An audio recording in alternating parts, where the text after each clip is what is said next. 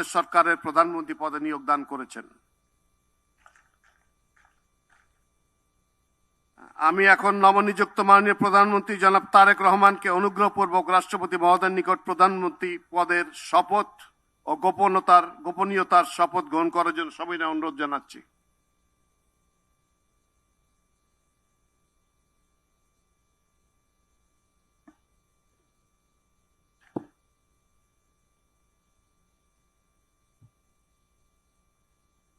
নবনিযুক্ত মাননীয় প্রধানমন্ত্রীর শপথ পাঠ পরিচালনা করার জন্য রাষ্ট্রপতি মহোদয়কে বিনীত অনুরোধ জানাচ্ছি। বিসমিল্লাহির রহমানির রহিম। বিসমিল্লাহির রহমানির রহিম।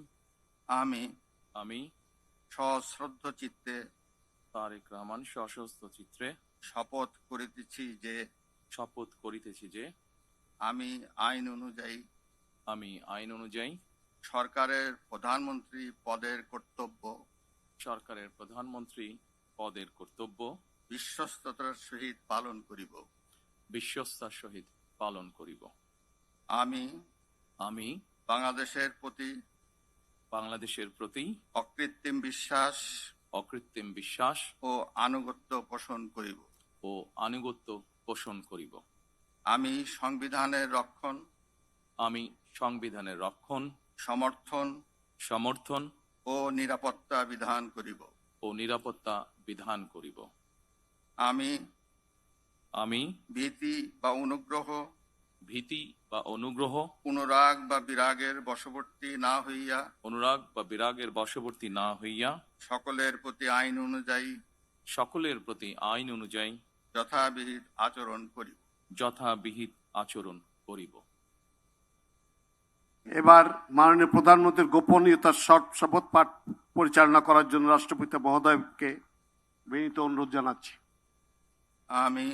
আমি তারেক রহমান সশস্ত্র চিত্রে শপথ করিতেছি যে সরকারের প্রধানমন্ত্রী রূপে যে সকল বিষয় আমার বিবেচনার জন্য আনিত হইবে বা যে সকল বিষয় আমি অবগত হইব তাহা প্রধানমন্ত্রী রূপে যথাযথভাবে আমার কর্তব্য পালনের প্রয়োজন ব্যতীত প্রত্যক্ষ বা পরোক্ষভাবে কোনো ব্যক্তিকে জ্ঞাপন করিব না বা কোনো ব্যক্তির নিকট প্রকাশ করিব না। ধন্যবাদ।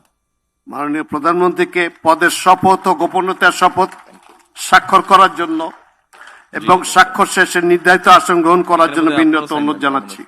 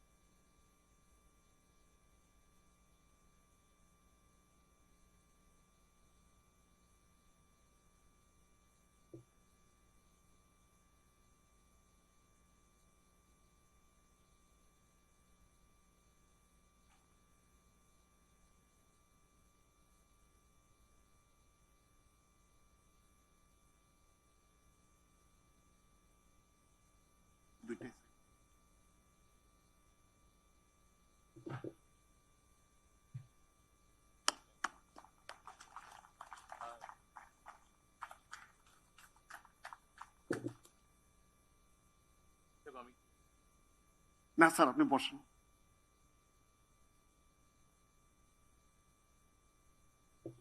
গণপ্রজাতন্ত্রী বাংলাদেশ সরকারের প্রধানমন্ত্রী হিসেবে দায়িত্ব গ্রহণের জন্য আপনাকে আন্তরিক অভিনন্দন জানাচ্ছি। সম্মানিত সুধীবৃন্দ, আমি এখন গণপ্রজাতন্ত্রী বাংলাদেশের সংবিধানের 56 অনুচ্ছেদের 2 দফা অনুযায়ী রাষ্ট্র